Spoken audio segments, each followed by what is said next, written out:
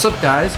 You know, it's time for another How to Improve with Every Character in Smash. And this is likely going to be the last one. Kazuya is not going to be in this video, by the way, because I'm going to be uploading a lot of content with Kazuya in it since he's just coming out as DLC. Yeah, so we're going to go through the rest of the cast I get to cover today. And then afterwards, we're actually going to start a new series, How to Beat Every Character in Smash. Same exact idea, just the opposite of, hey guys, you're having trouble with all of these characters now that I've given everyone Galaxy Brain device. Just gotta kick their butts. And let's get into it, starting off with Min. Quite simply, just watch my guide on YouTube. It's the best place to learn the character from. I know, but for the actual advice, this makes me cringe. This physically hurts me, I swear. When I see Min players start the matchup, right? And you know what they do? You know what they do? Just put the controller down. Please. It actually hurts me though, because the one thing you do not want to do with this character, and like under any circumstance, unless you absolutely have to, is corner yourself. You do not want to yourself here because Min's recovery is fragile. Her disadvantage state stinks. She's slow in the air.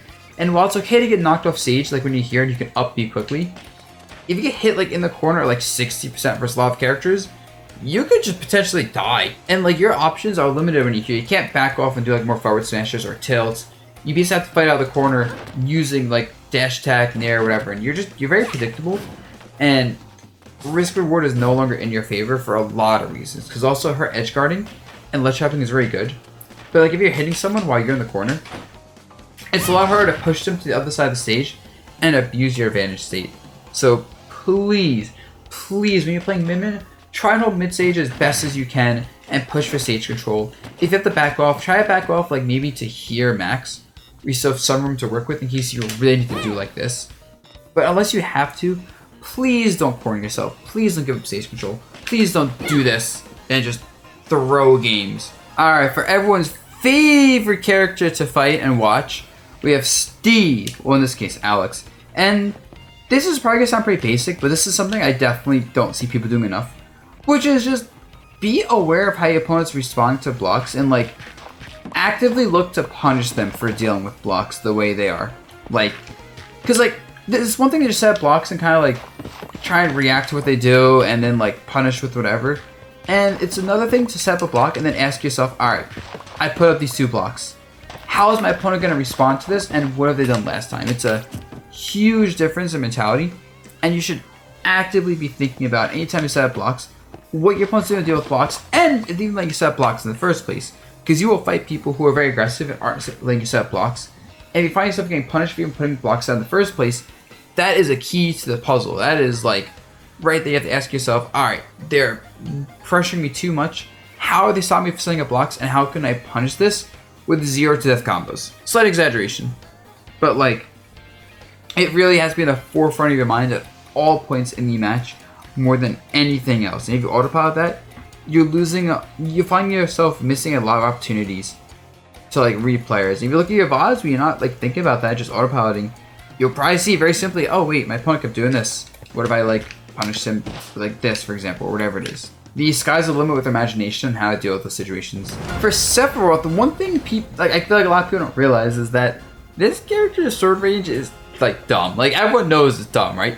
But it's dumb. The only character with normals that have more range is probably Min. But even then, like he's a lot faster. So what this means, if you're fighting people at this range, you control the game for like the entire cast. No one can really outswing you here. Like if you like back off, someone tries running at you, no one can really get in your face that easily. It also means when you're at this range in particular, this range is horrifying to deal with because you have access to everything. You have access to like forward tilt, fair, bear, whatever. You have access to retreating and playing it safe or like side Bs. You also have access to running up and nairing people aggressively, running up, baiting them, making them think you're gonna nair and then back off with an aerial, going for grabs, whatever. Like at this range, you have access to pretty much your entire flowchart of options. And because Sephiroth is so fast, especially with the wing, because he's so deadly with like falling nair setups, his grab game can be like pretty scary when he gets it going. Hitting side Bs on the more like spacing oriented side of things, it's really hard to fight him here, and it's like any confrontation versus the opponent as Sephiroth is in Sephiroth's favor as long as you're being aware of their mix-ups, because of how hard it is to fight Sephiroth properly controlling this range and mixing up between aggression and defense and just straight up movement at this range. And I feel like I'll see a lot of Sephiroth players either just kind of space over and over with like this or this, or just kind of just run up along with like grabs constantly and just like nairs and not even abusing his range. For Pyra, something I don't see people talk about enough is that Pyra is really good at holding stocks. She is an extremely hard character to approach with, you know, massive hitboxes that are very scary and like surprisingly decent frame data too. Like getting like into her face is like so difficult. Like getting grabs on this character, getting like the slower like kill moves, like getting combo starters, falling arrows. There's so many things that are hard to hit versus her because her walling is insane. So she's really good to hold a lead with.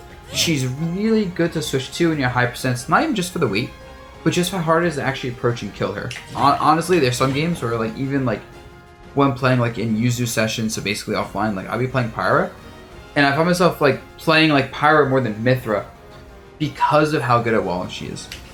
Now, with Mythra, I don't know, I see this all the time. I see people just do this all the time. And I'm like, but why? You have this. You have this. You have this. Like, you have crazy dash tilts that are a lot safer than dash attack and more rewarding. Why are you doing this? Because, like, dash attack is super punishable on block. It doesn't really lead to much. It does lead to tech chase setups and knockdowns. I'll give you that. But you know what leads to combos? This, right? Like, this. Like, I don't get it.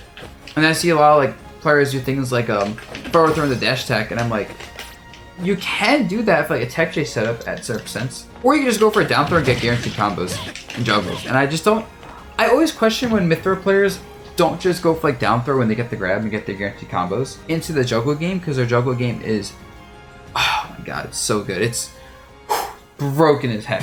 Mii Brawler. For this character, one piece of advice I have is put a lot of emphasis on corner pressure with this character. This character has a lot of nonsense in the corner. He has stuff like falling up air into up B. Be very powerful. He has things like down tilt into up B. If you're using this up B, even if you're using like, say, a different up B, you have stuff like that. Although, like, I would try to recommend using up B. And like when you have like the command grab side, which I don't because this Black Mage Mii didn't have it because I had to use it because it's so cool. Found it online. Like the command grab side B is really good for corner pressure. And this character, between like his really safe falling aerials, down throw setups, even having like down throw setups into stuff, doing DI properly, it's just really scary. And like you should make sure you kind of like push people into the corner and emphasize getting your big damage, I'd say, because that's where he's scariest. When you use mobility and just kind of make people like scared of fighting you because you're basically Fox in neutral, and then like your buttons are absurd. Alright guys, for Mii Swordy, my advice is treat this character more like a zoner than like an actual swordy, I'd say. Like his projectile game is insanely good. Like this is hard to deal with. And his sword aerials are more so to kind of like make sure people can't rush him down than anything else when they figure out how to get past the zoning, right? But like you can't really put on pressure with like a lot of his aerials too aggressively, I'd say. And a common mistake I see people do is like try to like do things like this aggressively on people, like down on them, and like it can work. I'm not saying it can't, but it's super inefficient compared to just like using it to like do like retreating aerials and like stop people, kind of like maybe like jump over this, you know, like a quick way to punish that, you know? Feel free to just play like as safe as possible with him, honestly. He's basically just a zoner. So with Mii Gunner, first, look how beautiful my Mii Gunner is. I know, it's wonderful, right? Anyway, so with Mii Gunner, I'd say really take time to learn how to do like B reverse movement and like forward air movement, because not only does this make you look really cool, it's actually really useful for just getting around the stage. Like if you have the ledge, for example, doing something like that is really showing the get the ledge, right? Just jump B reverse neutral beam to like double jump forward air. Look how far I get sent flying. But yeah, you can really ride like all this crazy options he has to move around the stage and make this character look like almost like Fox in a way. It's kind of crazy. It's cool. And just a general rule of thumb for all the Miis is just pick the specials that work best in the matchup you play. Don't be like stuck on one setup. There are some things that are pretty much standard, like why wouldn't you use them, such as Mii Swordy Nada. But then there's things like the Mii Brawler up Bs where it's kind of both player preference and matchup preference which you use. So don't be stubborn. Be willing to try things out, I'd say. Yeah, guys. So that is it for the video. Hope you enjoyed this one like all the other ones, and soon we will have a new series of how to beat every character. Same format as this pretty much. So if you like this one, these videos, you enjoy the new ones. With that said, everyone, peace out and thanks for watching like always.